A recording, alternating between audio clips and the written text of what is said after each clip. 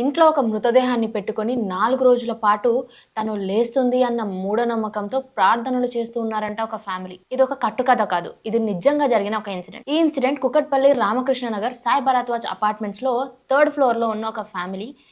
శమంతకం అని ఒక కుమారుడు, తనకు ఇద్దరు కూతుర్లు. అయితే వీళ్ళు గత 20 సంవత్సరాలుగా అక్కడే నివసిస్తూ ఉన్నారంట. అయితే శమంతకం అని చిన్న కూతురు శైలజ. తనకు ఎప్పటినుండో అనారోగ్య సమస్యలతో బాధపడుతుందంట. అయితే రీసెంట్‌గానే తనని రాందేవ్ రావ్ అనే హాస్పిటల్‌కి చికిత్స పొందడానికి తీసుకువెళ్లారు. అయితే చికిత్స పొందుతున్న సమయంలోనే తనైతే ప్రాణాలను విడిచింది. ఈ నిజాన్ని డైజెస్ట్ చేసుకోలేని శ్రమంతకం అనే ఫ్యామిలీ శైలజని వాళ్ళు ఉంటున్న అపార్ట్మెంట్‌కే తీసుకువెళ్లారు. తీసుకువెళ్ళిన తర్వాత వాళ్ళు ఒక మూఢనమ్మకంతో ప్రార్థన చేస్తే తను లేస్తుంది అన్న మూఢనమ్మకంతో 4 రోజుల పాటు తన కోసం ప్రేయర్స్ చేస్తూ ఉన్నారంట.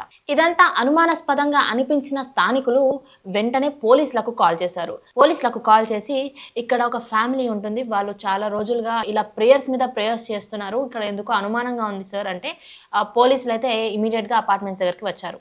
అయితే వచ్చిన తర్వాత పోలీసులు అబ్జర్వ్ చేసింది ఏంటంటే శైలజ మృతదేహం చుట్టూ కుటుంబ సభ్యులైతే కూర్చొని ప్రార్థన చేస్తూ ఉన్నారు. అయితే అప్పుడు పోలీసులు చెప్పిన తర్వాత ఆ కుటుంబం అయితే ఒప్పుకొని తన మృతదేహాన్ని తమదైన గ్రామానికి తరలించారు.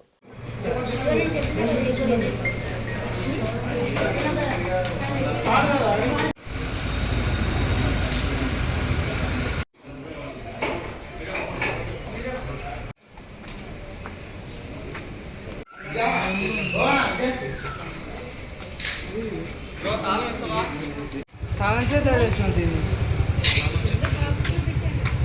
అక్కడ వాళ్ళన్న వాళ్ళ మన